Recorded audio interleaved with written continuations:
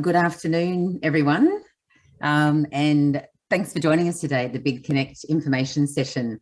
I'd like to begin by acknowledging the traditional custodians on the land on which we meet today. I'm on Boomerang land, the Kulin Nation, and I'd like to pay my respect to elders past and present.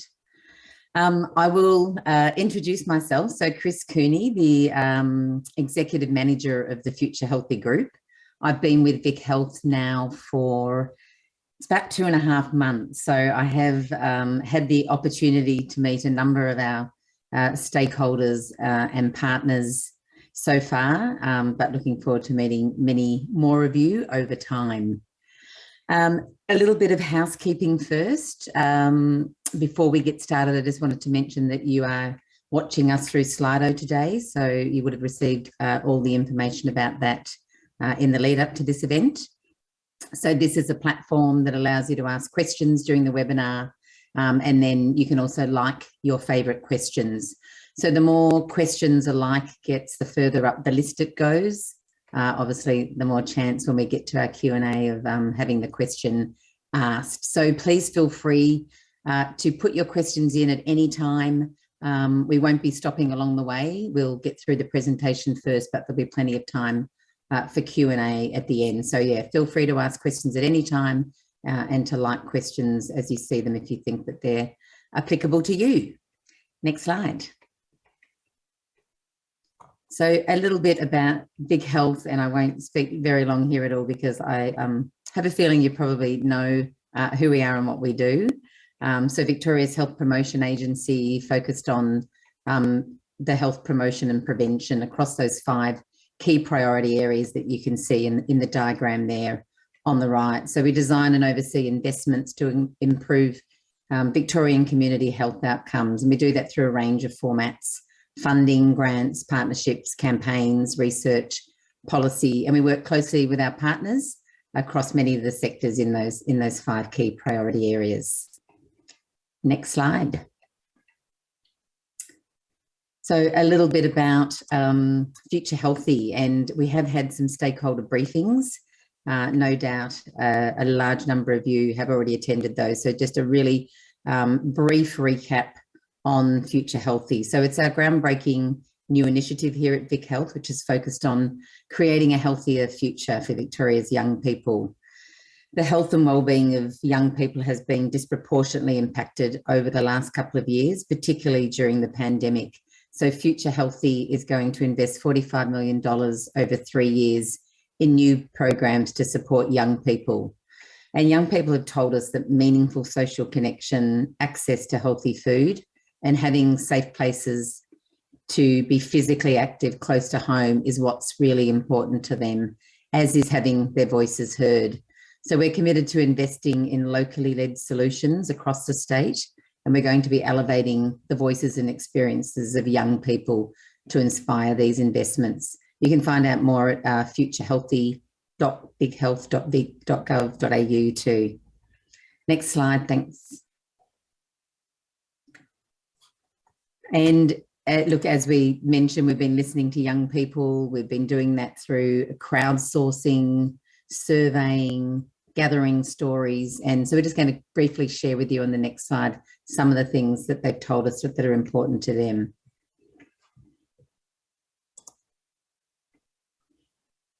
I would love to see a healthy future that enables me to connect with my friends in different environments, indoors or outdoors. Spending time in nature brings us a lot of joy, and to also connect with each other. Having those online social networks where people can be themselves and express themselves, and then having those safe and inclusive spaces. Sport, it's not only just to keep yourself healthy, but it's a good social platform to meet great people. I would love for there to be more programs and more opportunities for us to connect and talk. What I love to see is to have that kind of safe space for them to connect to each other and expressing themselves.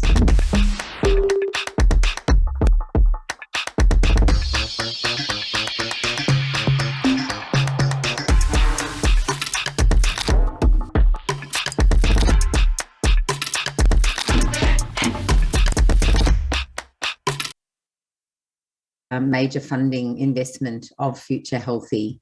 So the Big Connect it's part of an integrated health promotion package, and it's focused on supporting the mental health and wellbeing of Victoria's young people through the creation of 100,000 plus new social connection opportunities. There is a number of integrated elements to the overall Big Connect package, but the one that we're here focused on today and what you're all here for today is to hear about that funding opportunity. And we've got $5 million in partnership funding available. I'm going to hand over to Emma Saliba, who's going to talk through to you more of the detail about the Big Connect over the next sort of 20 minutes or so. And then, as I mentioned, there'll be plenty of time for questions after that. So do feel free to put your questions in. So Emma's our Acting Manager of Grants and Partnerships Delivery. Over to you, Emma. Thank you, Chris. And hello, everyone, and thanks for joining us today for this exciting initiative. So I'm going to speak in a bit more detail about Big Connect funding opportunity in terms of what's on offer, what we're looking for, and other requirements for applicants. So VicHealth, we are looking for major programs or ideas that increase access to opportunities for Victoria's children and young people, so those aged 0 to 25 years, including their families, to build meaningful social connections. And when we talk about meaningful social connection, we're really thinking about those initiatives that enable people to feel a sense of belonging to and being supported by the community where they live or learn or work or play, and whether that is in person or virtually. So funding is going to be available at a minimum of $100,000 up to $250,000 per project, with those projects being delivered within an 18-month period. So to be completed before September 2023. Next slide.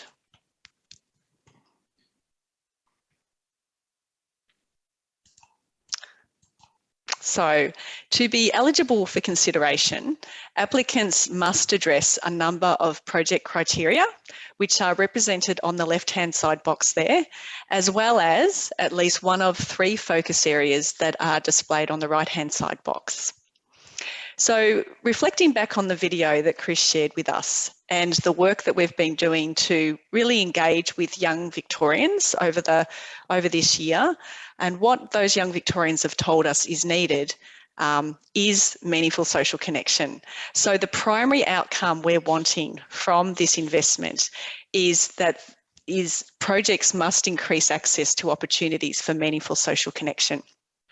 But of course, we know that there are many vehicles and avenues to deliver those opportunities. So while we want projects to have that primary outcome and primary focus around social connection, there will be, and we know there will be, a number of other secondary health and wellbeing outcomes that will be delivered. For example, increasing access to opportunities for active recreation or sport, increasing access to opportunities through arts and cultural activities, through healthy and affordable food access, and there's probably many more. So while we would like people to sharpen their minds towards social connection, we know that there's many vehicles on offer to deliver that through many of the partnerships that we've worked with in the past. The primary target group is Victoria's children and young people. So the beneficiaries of the projects we will fund must be within that age range of up to 25 years. So you may want to, for example, focus on particular segments within that age group. For example, secondary school age children, families and carers of children, or young adults. But as long as the primary beneficiaries would be young people. We're wanting to focus this investment on hardly reached groups. So when we say hardly reached groups, we mean those from population groups facing the greatest barriers to reaching their full potential because of structural discrimination. Those sorts of structural discrimination include income, culture, like the cultural background, gender, disability, or where a person may live. The funding guidelines for Big Connect do outline a number of examples of what we consider to be hardly reached groups. Applications must also demonstrate both immediate and sustained impact, which I will talk through in more detail shortly. In terms of the focus areas on the right-hand side box, These have been directly informed by what we've heard from young people and their parents and carers about what they want to have or have expressed a need for to be better connected. So applications must address at least one of these focus areas. We're pretty confident that for most applications, once someone has addressed all 4 of those criteria on the left, they will probably already have addressed at least one of the focus areas on the right. Next slide, please. So I'll now talk a little bit more in more detail about the criteria for immediate and sustained impact. So we're looking for applications that can achieve both of these things. So in terms of immediate impact, we know from what we've heard and what we've seen that there is an immediate need for opportunities for meaningful social connection right now in communities. Therefore, applications must demonstrate how the project will immediately respond to community need. So this means funded projects will need minimal development or implementation lead times. So if there's a project that's going to need many, many months of research or scoping or development, it may not be right for Big Connect. We would like to see action on the ground for our young people as soon as possible. We're welcoming both new ideas and existing projects. So if you have an existing program that you run or that may be about to recommence post-lockdown, you will need to demonstrate, if you're interested in Big Connect funding, you will need to demonstrate how the Big Connect funding will either scale the existing project, so engage a greater number of the target population, or replicate the existing project. So perhaps adapt where necessary and then implement it in some different settings, locations, or for specific hardly reached groups. It's important to note that Big Connect is not about funding the delivery of business as usual. We will need to see what greater impact the funding from Big Connect will provide to an existing program. For new projects and new ideas that don't currently exist, we're very happy to receive those sorts of applications as well. Applicants will just need to ensure that they can be implemented quickly and that they have the potential to be scaled into the future. In terms of sustained impact, we're looking for projects that have not only the potential to provide positive short-term impacts, but those that can also lead to sustained long-term change where the benefits can continue beyond the life of the project, so beyond the 18-month period. And sustained impact can be at both the participant level or the organisational level. So if we think about a participant, they may continue to benefit from the project after the project concludes, through the continuation of the social connections that were made during the project. From an organisational perspective, an organisation may change their policies and practices that are likely to have an ongoing benefit for young people who engage with the organisation in the future. Next slide. So in terms of who can apply, VicHealth has set eligibility requirements that organisations must meet in order to be able to apply. This criteria is set out in a lot of detail in the funding guidelines, and there are some good examples for your reference so you can see list if your organisation type is suitable to apply. But to be eligible, organisations must hold a valid ABN and be registered legally as either a company limited by guarantee or an incorporated association. VicHealth is not able to provide advice on the legal structure of your organisation and whether your organisation is eligible for funding. So the onus will be on the applicant to ensure that you meet the organisational eligibility required criteria outlined in the guidelines.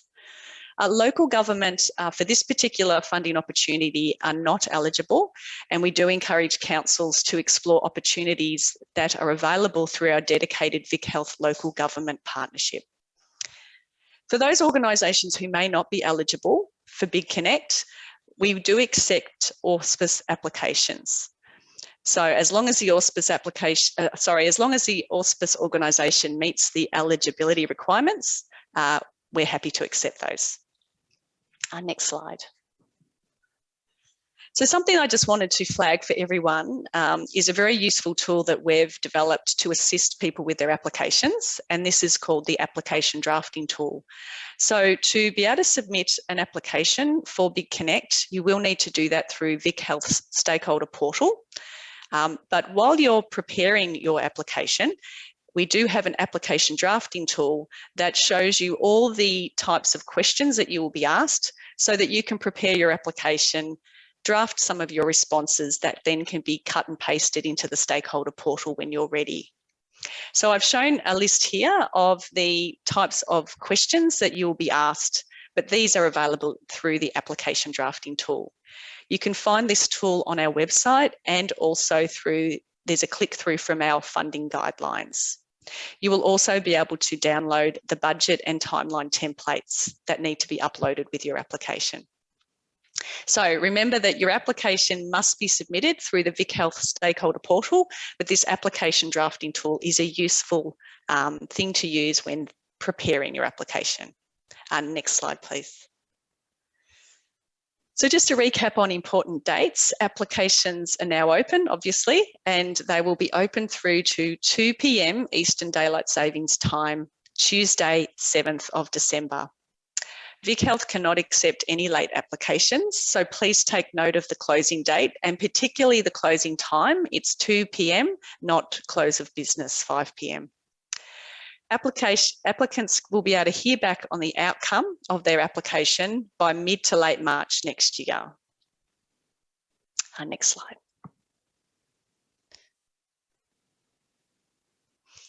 So there, just to give you a bit more sense of how applications will be assessed in terms of the assessment criteria and their weightings, they are shown on this slide, and there are 6 key criteria.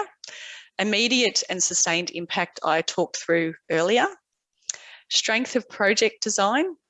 This involves the project resources, activities and items being appropriate and well planned, and that the work plan timetable is feasible. Addressing community need. This is where our scorers will look to see that the social connection need is clearly identified, so that the application demonstrates a really good understanding of the target group's lived experience and their self-identified needs. We will be viewing favourably those projects that have been or will be co-designed with young people. And when I talk about co-design, it's about both the technical expertise that your organisation can bring together with lived experience of young people on equal ground to design solutions. If your project or new idea doesn't incorporate co-design, that's okay. But at a minimum, it must be for young people and must demonstrate that it has been informed by what young people or their parents and carers have asked for or expressed a need for. We do have a gathering of the insights that we have taken over this year that can be accessed through our funding guidelines that shows a number of insights of what young people have expressed they need in terms of social connection. But you may also have some perspectives in your local area or in the area of your expertise that you can draw on to demonstrate that need as well. Demonstrating value for money. This involves the funding amount being reflective of the scope of the application and the likely impact.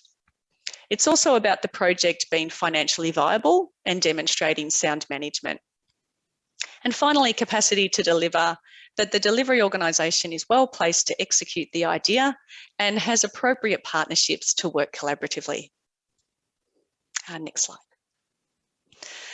So just some important notes on funding. As a statutory authority issuing public funds, we do have to adhere to requirements on what we can and cannot fund. Funding for goods or services must directly relate to the project idea or the program. Funding is not available for service delivery, rehabilitation services or prevention of specific diseases, or for single one-off events where they're not going to provide any sustained benefit to the community. I'd encourage you to review the funding guidelines closely because they give a much more comprehensive list of the items that we are able to fund and those that we won't be able to fund to ensure your project complies. So another important thing to flag that is new is child safe standards. So middle of this year, the Victorian government announced these new standards, which will come into effect in the middle of next year. So from now on, if you're seeking funding from VicHealth and your project will be providing services to children, you will need to make a declaration in your application to ensure your compliance to the Child Wellbeing and Safety Act and the Worker Screening Acts of Victoria. So again, this is only relevant for projects delivering services to children. So that means where those services are provided by a non-government entity that is responsible for either the supervision of or authority over a child or a young person under 18 years old, where the parent, guardian, caregiver, or another person with an existing duty of care to the child, such as a teacher, is not in attendance. So this would, for example, include activities of organisations facilitating regular sports training where the parents might drop the child off, band or theatre rehearsals, homework clubs or mentoring. That involves services to children. But services to children does not apply to funded activities where children are supervised. So where there is a parent, a guardian or caregiver, where they retain direct supervision or authority over the child throughout the duration of the services. It also doesn't include ad hoc or incidental contact.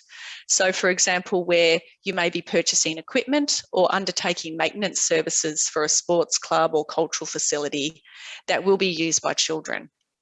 It doesn't also include one-off activities provided on non-recurrent funding. For example, if you have a come and try day or you have children in an audience at a concert or a festival. So if you determine that your project or idea does not include services to children, you will not be required to make this declaration. If you determine that your application does include providing services to children, there are 3 things that you will need to commit to doing if you're successful in gaining funding. So you don't need to have these 3 things in place now, but you will need to make a declaration that you will put them in place for the duration of the project that you're funded through VicConnect. And that is firstly to obtain copies of valid working with children checks for all employees and persons engaged in the project that are directly working with unsupervised children. Obtain or maintain for the duration of the project appropriate insurance that provides indemnity for liability for child abuse, and implement or have child safe standards and practices within your organisation. So that declaration will be required at application. There is further information about this on our website, and you can also contact the Commission for Children and Young People for more information or to view the standards. Next slide, please. So another declaration you will have to undertake is a harmful industries relationship declaration. So being a statutory body focused on improving the health and wellbeing of Victorians, VicHealth must, wherever possible, avoid situations where our investments and efforts are undermined by relationships with those industries that profit from the promotion and the consumption of products that are harmful to health and wellbeing. So these products are tobacco, alcohol, unhealthy food, sugary drinks, and gambling products. Tobacco is an eligibility requirement. So if your organisation has had a past 5-year relationship with the tobacco industry, you will not be eligible for our funding. However, in regard to alcohol, unhealthy food, sugary drink, or gambling products, if you've had a past 12-month relationship with any of those industries, you will need to make a declaration to us. That does not make you ineligible for VicHealth funding. We simply do require the declaration so we can assess it for risk. Harmful industry declarations will be considered alongside all the other criteria relevant to the application and will be one of many considerations that we take into account. Next slide, please. So in terms of the relationships you need to declare in regard to harmful industries, It's any planned, current or past 12-month relationships with those industries. It includes any food industry relationships. And the reason we do that is because it can be sometimes difficult to determine if a food product is healthy or unhealthy. So we ask for all food industry declarations so we can make an assessment. Relationship also doesn't just include relationships with your organisation, such as sponsorships or partnerships. It also includes relationships with individual staff who might be involved in the project in terms of their affiliations or their board memberships, for example. And industry doesn't just include manufacturers and producers. It also includes those who retail harmful products, as well as industry funded bodies or foundations, such as the Crown Foundation or Drinkwise, for example. There are a number of things you don't need to declare that are shown there. The one of most note is retail arrangements. So if you have venues or you sell some of these products at your venues, or you have gaming machines at your venues, and the relationship is purely for retail purposes, then you do not need to declare those relationships. And there's some others listed there as well. The best rule of thumb with this is if you're in doubt, please declare, and then we can make an assessment. There is more information about our harmful industry funding and procurement policy on our website. Next slide, please.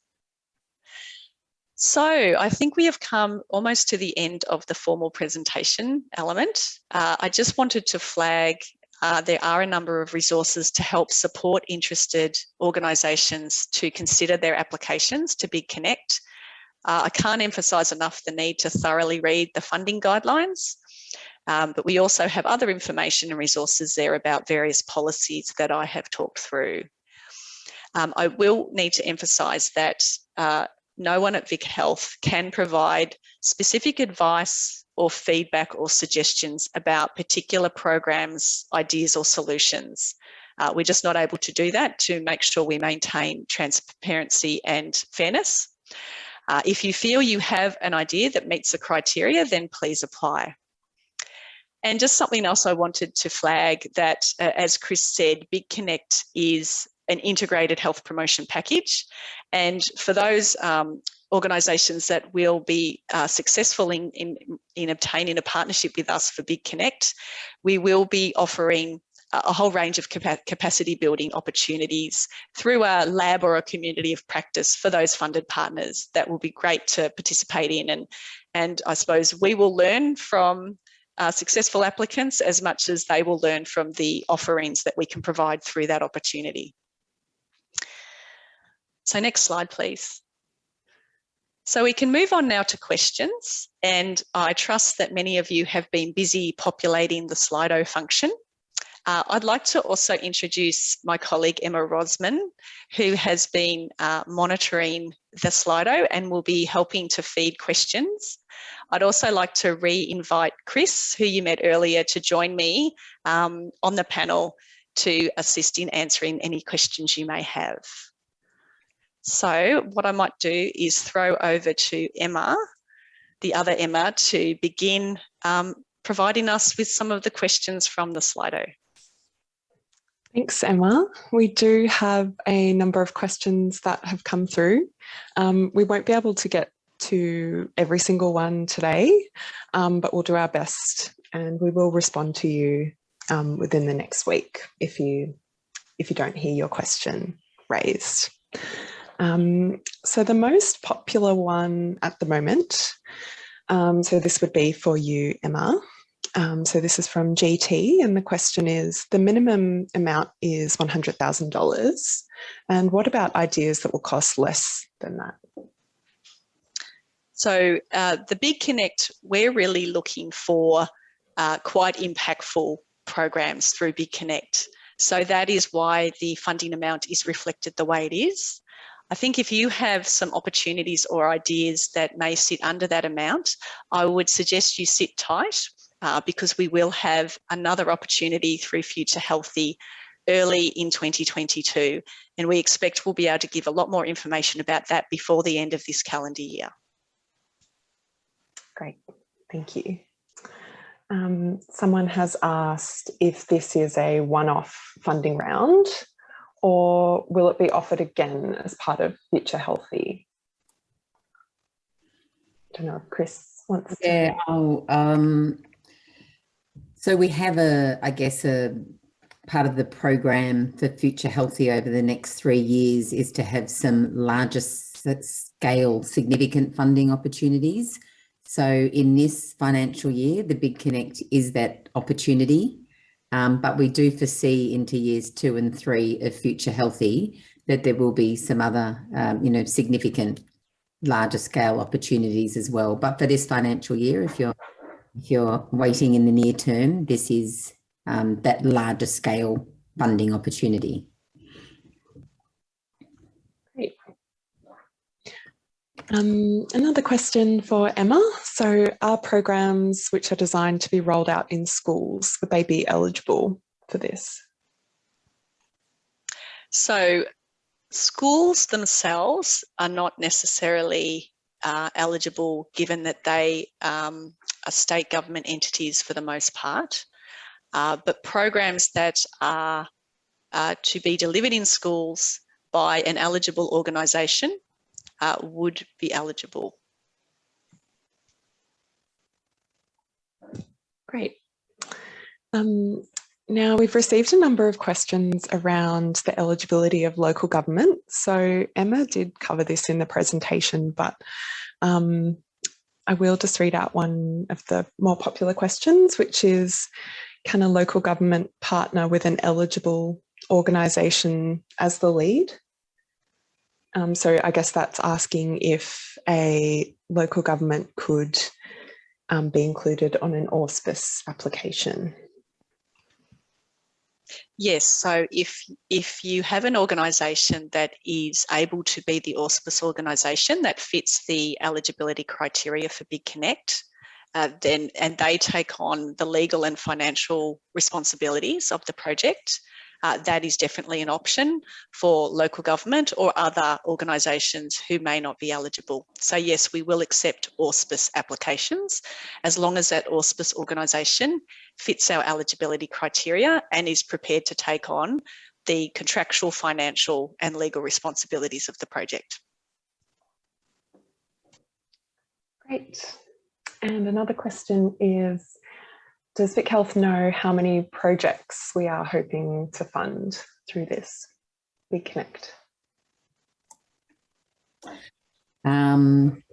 Look, there's up to $5 million in funding. If we find obviously the right opportunities that meet the criteria, and it will depend on the range, the 100,000 to the 250. So we don't have a set number, but we do have a set funding opportunity of $5 million. So I guess it's going to depend on where those opportunities sit in the scale of 100 to 250. So I think it's, 20, 30, wherever that will come out, but we're not specifically targeting a number as part of this Big Connect.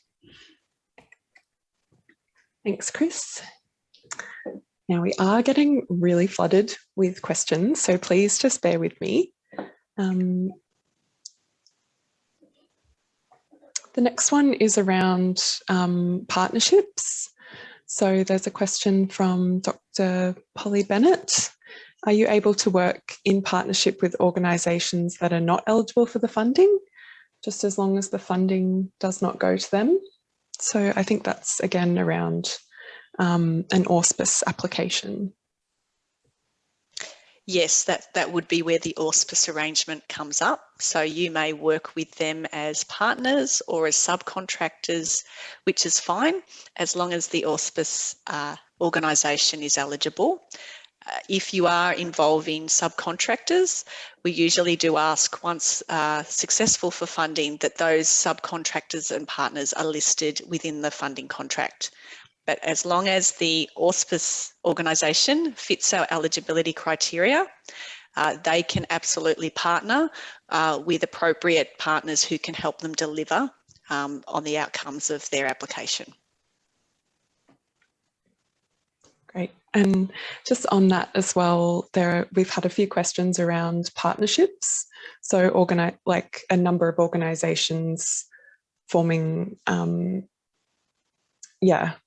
partnership between themselves. So normally with funding opportunities, you expect a partnership with, maybe 1 to 2 for VicHealth funding. So I think what these questions are asking is, can that be expanded, or will more partnerships strengthen an application as well? Yeah, look, I mean, if there are many partnerships that are going to be utilised to deliver on the outcomes, then that's a positive thing. I think maybe the questions might be relating to consortium applications. So we will probably prefer to have a single organisation that we hold the contractual, financial and legal responsibilities with. But absolutely, if there is a consortium that sits under that auspice application that demonstrates that these are the right organisations that have the right capacity, they are the appropriate partnerships to deliver on the program or idea, that is more than welcome. But we will require a single organisation that holds that, that legal, that contractual responsibility, and the financial responsibility would need to be a single organisation. But they absolutely can have a suite of partnerships within that application. We will be asking, and applications actually, the application form does ask organisations to identify the partnerships that they either have or will be pursuing. So there is an opportunity to put within your application the partnerships that you will engage as part of delivering your program or idea. So you will have a chance to be able to sell, I suppose, the partnerships you're bringing to the proposal. Great. The next question is around the decision making. And Les has asked, will young people be part of those, of the fund making decisions?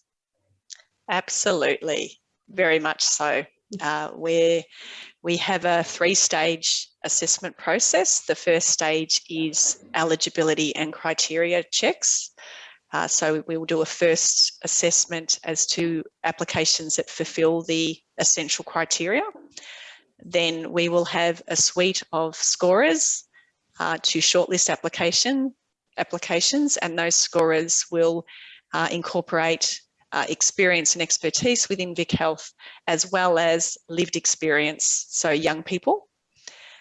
And then we will also have a third process of an advisory panel that again will be made up of a mixture of expertise, technical expertise, but also lived experience and youth. So it's quite an extensive assessment process, and young people are part, with the exception of the eligibility check, young people are part of the process all the way through. Okay. I think this is another question that you would have covered, but someone has asked if organisations are able to submit more than one application for the Big Connect. Organisations are able to do that. They need to be mindful that it would be maybe unlikely that they would necessarily obtain funding for multiple projects in one round, in the essence of fairness and equity. So yes, it's possible to submit more per organisation if that's what you want to do.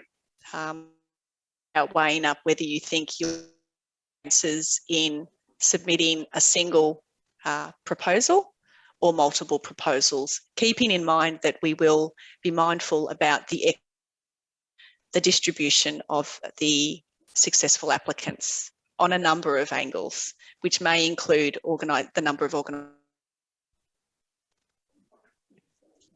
Great.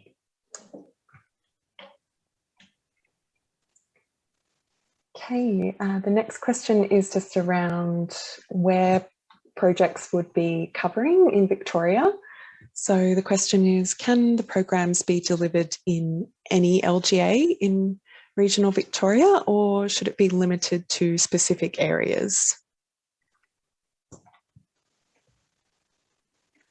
We're really looking for projects or ideas that can have a big impact across, anywhere in Victoria, as long as they are mindful of the criteria around hardly reached groups. That is our priority. But there is no limitations in terms of specific geographical locations or areas. We are looking for solutions that can be very impactful, can be place-based. So perhaps statewide programs seeking to target every young person in Victoria may not be the best approach for Big Connect, but we would be really interested to receive applications across the sphere of different localities, different settings across Victoria for children and young people, and particularly for those within hardly reached groups. Great. Another question is around the age bracket that that we're looking for. So Anonymous has asked, are preschool children a focus for this program, or is it more focused on older young people? I'll take that one, Emma. Give you a break. So I guess the definition of children and young people is that 0 to 25 year bracket. So I mean, we would prefer a spread of different age groups within that. So there's certainly no specific targeting within that 0 to 25 years. So absolutely very happy and supported to look at programs for the preschool years and all the years within that age range. Thank you, Chris. There's another question from Kristen. Is the 100,000 and above connections, is that in reference to the opportunity provided or the number of people who will be connecting?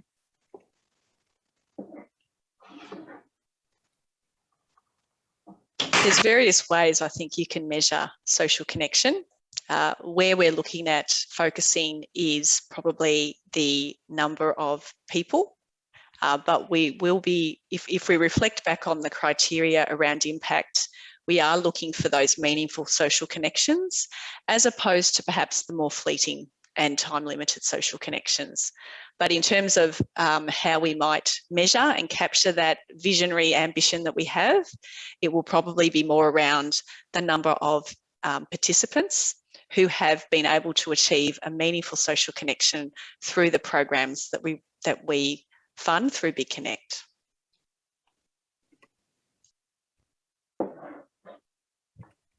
Okay, so question around, do I need to submit a budget plan with the application, or can that come later on? So yes, there are 2 templates that you will need to complete that you can access through either the funding guidelines, the website, or the stakeholder portal itself. And that is a budget template that you will need to complete, as well as a timeline or a work plan, which is provided as a template for you to fill in, save locally to your device, and then upload to the stakeholder portal. So yes, we will require both a budget breakdown and a work plan timeline with your application.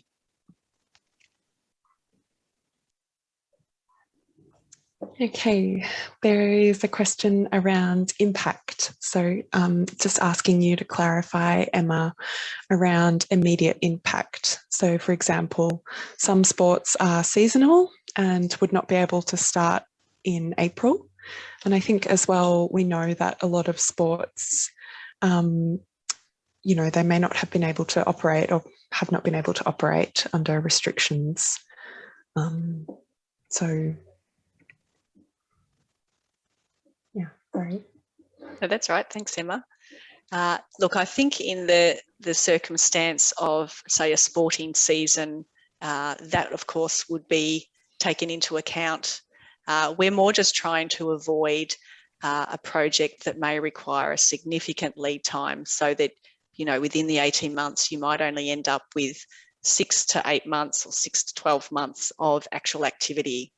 But if there is an application that's in relevance to a sporting season or a cultural season, that will be fine, and that will be taken into account. We're just trying to avoid projects that require significant scoping and research where the actual intervention or initiative timeline is very short and not a significant part of the 18 months. But we do expect to get applications that need to align with particular sporting or cultural seasons, and that's perfectly understandable and would be fine.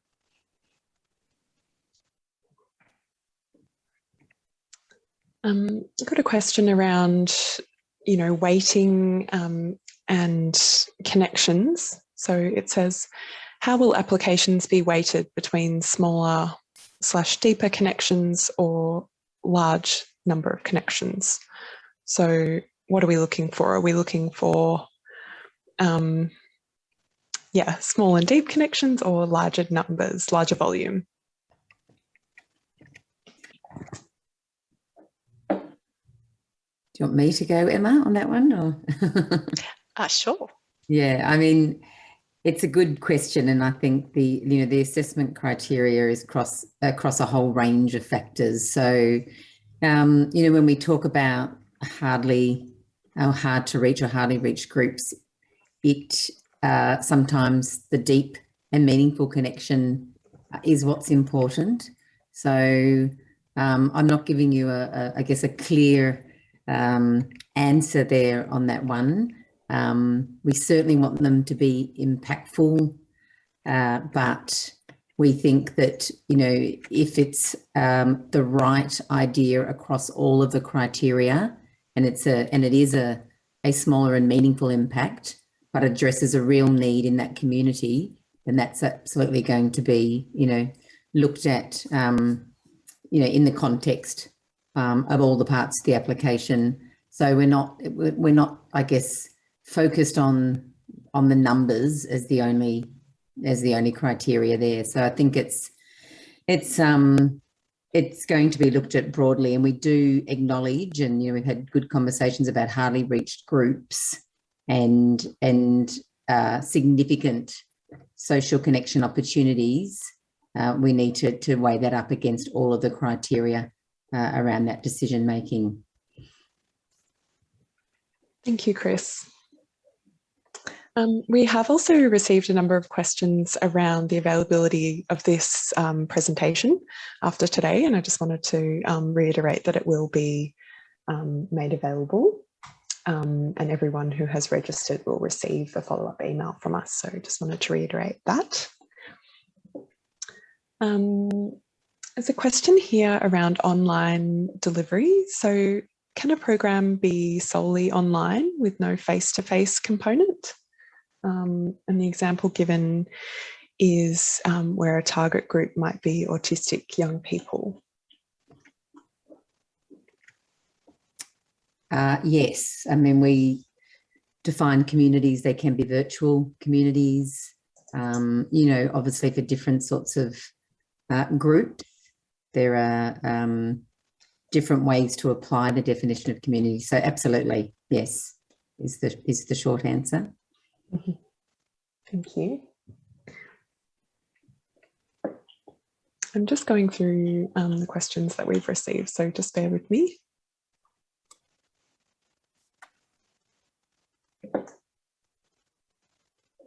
There's a nice comment here from Adrian from -18. Loved reading the case studies on the website that filtered into the Big Connect. Such a great way to contextualise the grant. So thanks, Adrian. Yeah, look, and while you're doing that, Emma, just to touch back on the notion of impact and connection, we're really looking for how young people can be supported to have voice, to have agency, to be something that's bigger than themselves. And that could include, having input to project design and establishing ongoing and active connections. So I suppose it's about that meaningful connection as opposed to perhaps once-off passive or spectator kind of experiences. So if that helps at all, in terms of the depth of connection, we are looking for those that are beyond that more one-off and passive experience. We're really looking for meaningful, ongoing connections that can be created for the young people.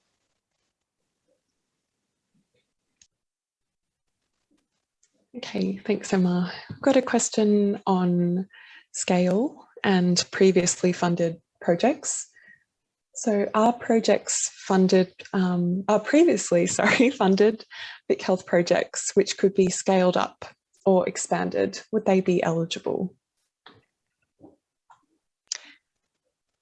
As long as they weren't funding recipients for the most recent Reimagining Health grants. So the funding guidelines do outline that if an organisation has been a recipient of a Reimagining Health grant, either rounds 1 or 2 for a particular initiative, they cannot be resubmitted for Big Connect. But previous funding applicants are eligible to apply. Again, if it's an existing program or project, you need to really demonstrate what is the extra that the Big Connect funding opportunity will provide to the existing program? What is the additional impact that will derive from that funding? It's not to fund projects that exist to continue running business as usual.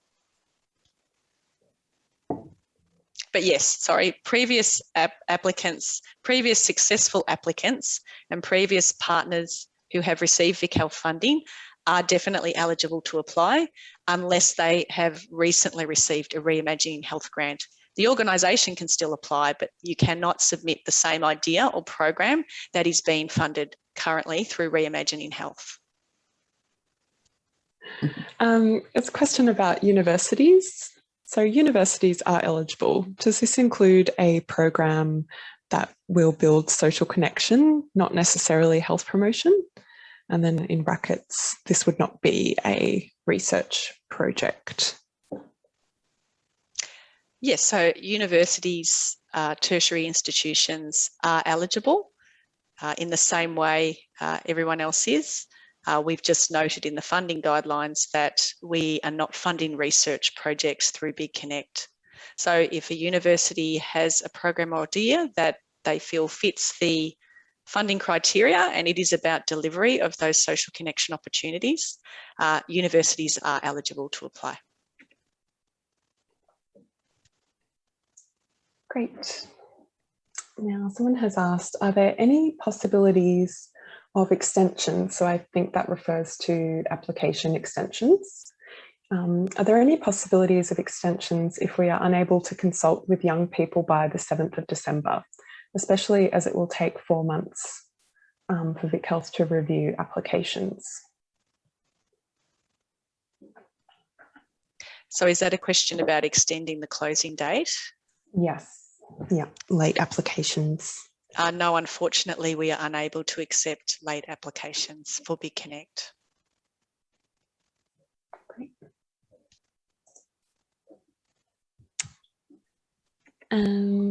Someone has asked, Nick, sorry, do hardly reach groups, would that include international students? They suffered significantly during lockdown. Yes, so our funding guidelines list some examples of what VicHealth would consider to be hardly reached groups. But of course, we acknowledge there's probably many others. And as long as funding applicants can demonstrate why they feel it is a hardly reached group with particular need, that would just be required within the application. Great. Now, a few people have asked about similar grants to active clubs or Reimagining Health. You did touch on this a little bit earlier on in the Q&A, but just to reiterate, is VicHealth going to offer smaller grants around 3,000 to 10,000 again? Yeah, and we did talk about early next year that there would be an opportunity for those smaller grant amounts. We will have some information to you shortly on that. We're just finalising that, and we'll put some information out on the e-bully, but yes, there will be absolutely opportunities in that smaller dollar range in the early part of next year. Thanks, Chris. We are almost out of time, so I'll just go through a couple more. Are project officer salaries considered eligible costs? Now, Emma, you might need to just double check with you, but my understanding is yes, as long as it is directly relevant to the delivery of the program or project. Is that right, Emma? Yes. Yep, great. Are you looking for, is VicHealth looking for multi-site initiatives in terms of greater impact, i.e. beyond one municipality?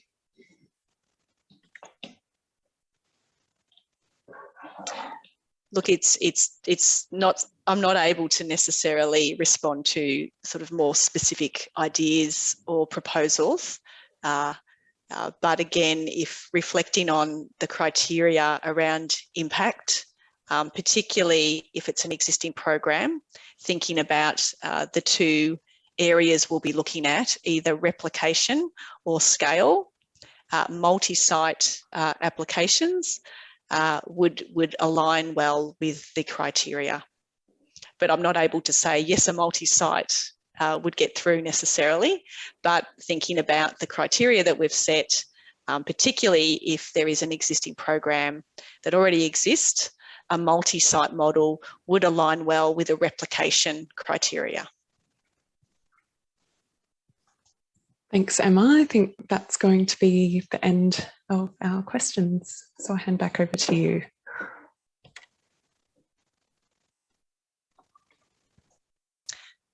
Thanks, Emma. So that concludes the webinar. Thank you everyone for attending and participating. We really look forward to seeing your ideas and your applications. Encourage you, if you think that you have something that could work, please do apply. We really encourage you to apply. If you have further questions, absolutely submit them through to our partnership grants email. We monitor that every day and are making sure we're being very responsive. That is the best place to submit any further questions you have, is that email, rather than necessarily calling VicHealth or calling particular staff at VicHealth. Really encourage any questions, please submit to our partnership grants email address. That is available on our website. Again, thanks everyone for coming. Thank you, Chris and Emma, for your support today. Thank you to Donna and Mandy, who've been doing an amazing job with the Auslan, and to everyone else behind the scenes at VicHealth who've supported this webinar today. Thank you very much and goodbye.